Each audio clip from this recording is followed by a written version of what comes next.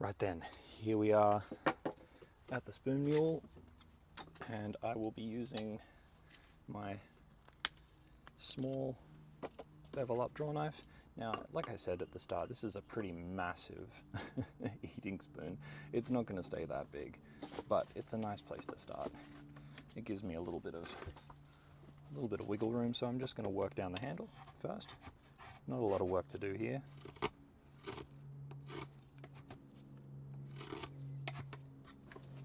Just a little bit here and there. Just working down the shoulders. And then what I might do is line up all of these edges and probably actually redraw my design while I'm sitting.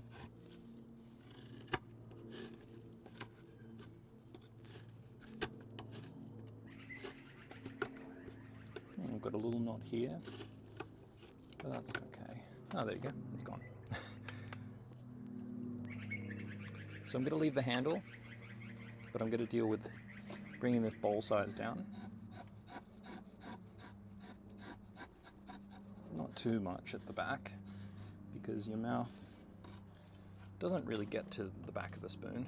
You can be a little bit oversized on the back, but you definitely want to bring down the front. So let's do that. Let's just...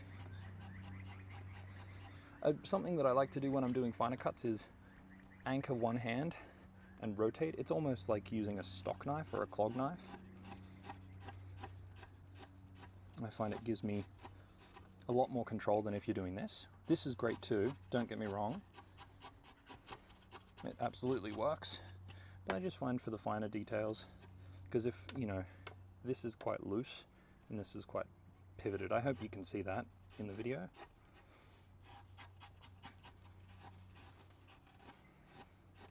Kind of just going by feel right now. Just trying to bring things down a little bit. And that's feeling better, so I'll do the same on the other side. Again, just pivoting.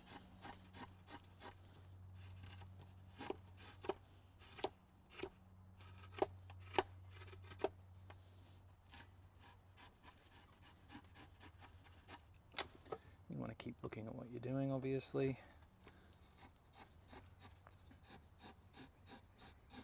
Now, I only grip the bowl when I'm doing the larger material removal here. Once this gets thin, you don't want to put too much pressure on it or you'll crack it. So, you know, that's kind of one of those buyer beware moments. I'm just taking away a little bit of the front, and I can do the rest of that with the Sloyd knife. So that's feeling, oh, I got myself with the edge. I'll throw a band-aid on that. So I guess that comes with the territory, worth mentioning. That little pivot cut, that's not that bad. But there you go. That was just on the edge there. I just kind of leant down a little bit too much, but that's fine. It's all part of the experience, isn't it? So now I'm just going to work on the back of the bowl.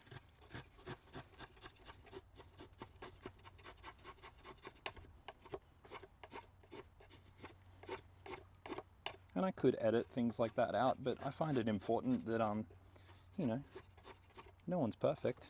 We're all making this up as we go along, and you know what? Sometimes you cut yourself. That's a really good point. So with this, you've got, you know, it's the safest tool as long as you have both hands on the tool.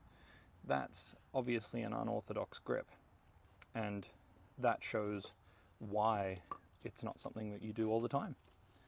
It is still something that I do all the time, but, you know, I don't have too many cuts right there for it to be proven as a bad idea just yet. But that's a good little reminder that it can happen. So just cleaning up the back here. Just want everything, I like to keep things as square as possible all the way through. Might just bring a little bit more down on this side.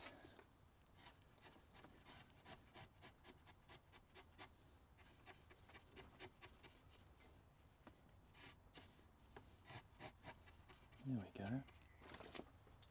That's getting there. And back a little bit on the back corner here.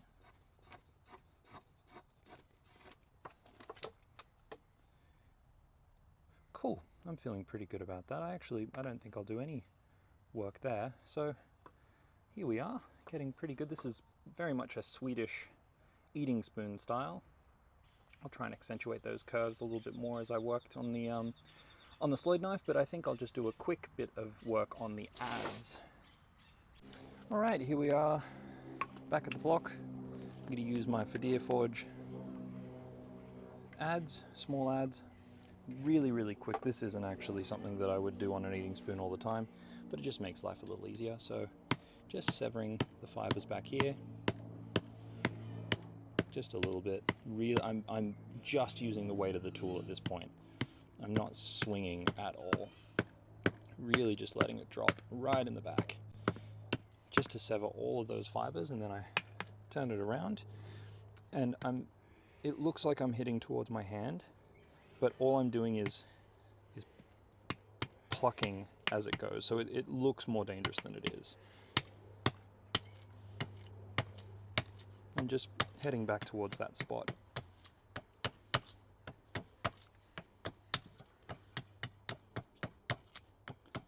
And that's it. And then I'll just turn this over and do a couple of push cuts, kind of like a gouge, just to clear that back. Again, you know, you make the most of the large tools while they're in your hands in the most efficient way possible. And that's a whole bunch of hook knife work that I don't need to do. And it took all of, 30, 40 seconds. There you go. All right, here we are back at the spoon mule, and I thought I would just use this as a good example of using a hook knife in a clamp. So there are a couple of different ways you could do this. You can position it this way, and then basically lock on your hands like this, and you're working back down. It's a really nice way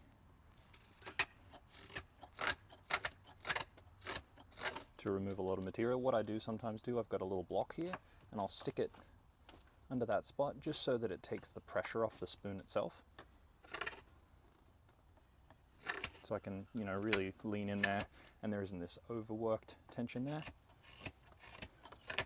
So just working back towards the base, and then I'll flip it around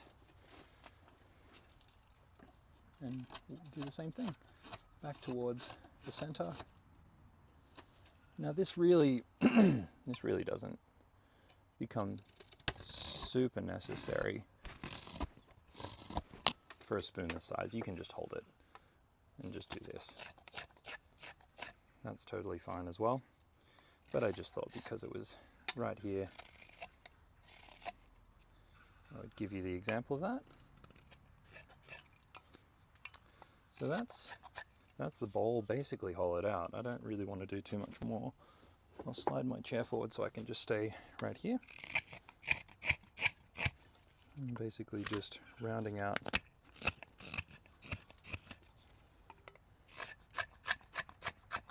we go.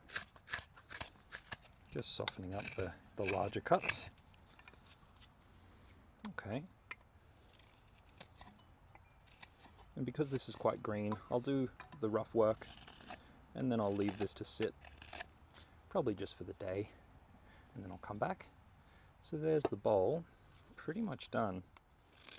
I won't need to do too much more here.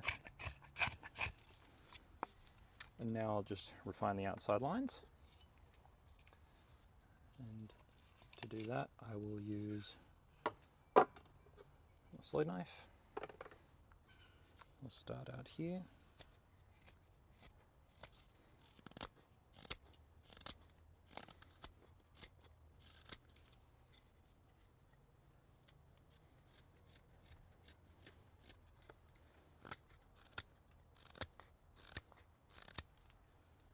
And again, just trying to keep things, relatively parallel as you go. It just makes life easier in the long run.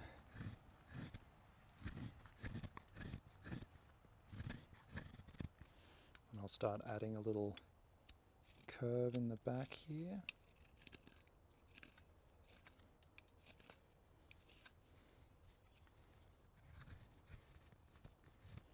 Just kind of tightening everything up. Same on this side.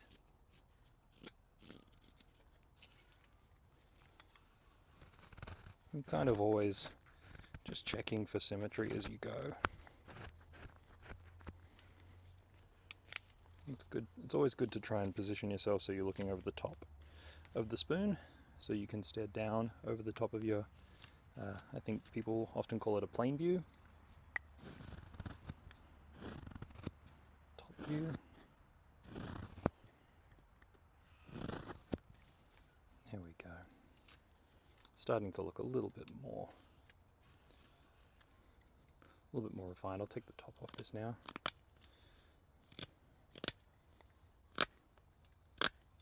There we go. It's going to be a fun little eating spoon. I quite like these spoons for things like lunch boxes because it's a small handle with a big bowl, so it's kind of like a good bang for buck. I do have a few eating spoons, some in this style, some in a more kind of classic style in my shop right now, so feel free to check that out. andyspoons.com. Just going to start working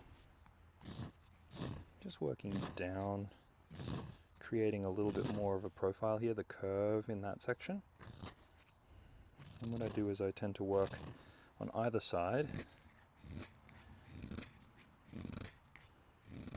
And then once I'm happy with that side view, I'll bring the middle down to meet it quite slowly, because I still want it to feel a little chunky in the hand. I like when an eating spoon fills your grip a bit.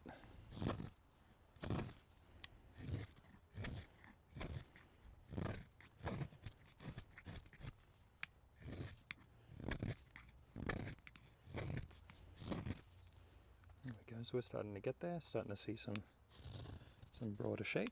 And then once I'm working on the handle, I'll try and blend that down into the top section of the spoon, the bowl,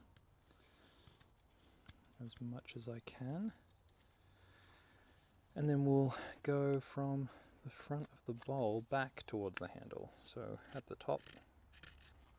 And then what I tend to do is I'll start on the top and then I'll pivot over. So on top here, and then just pivoting around, because you're kind of going uphill at that point. And then same on this side, which can be, I'm left-handed, so your, I suppose, inside cut can be a little bit trickier. Okay, so as technology tends to get the better of me, my battery just died, but safe to say, all I was doing then was just refining the rest of the edges.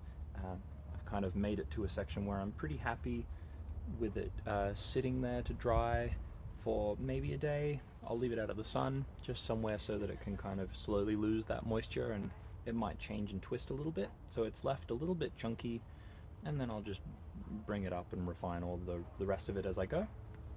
But yeah, I hope that you've enjoyed all the information that I've given today, and you know, if you like what you see and want to see more of it, consider subscribing and liking the channel. I have plenty of stuff up in andyspoons.com, and definitely let me know what you think about the commentary style videos, if you prefer these, or you'd like to see more of the kind of like silent carving style stuff. I'm always happy to hear from you. Tool reviews, ideas on, you know, axe sharpening, knife sharpening, anything like that. Let me know. But I hope this finds you all very well, and I'll see you again very soon.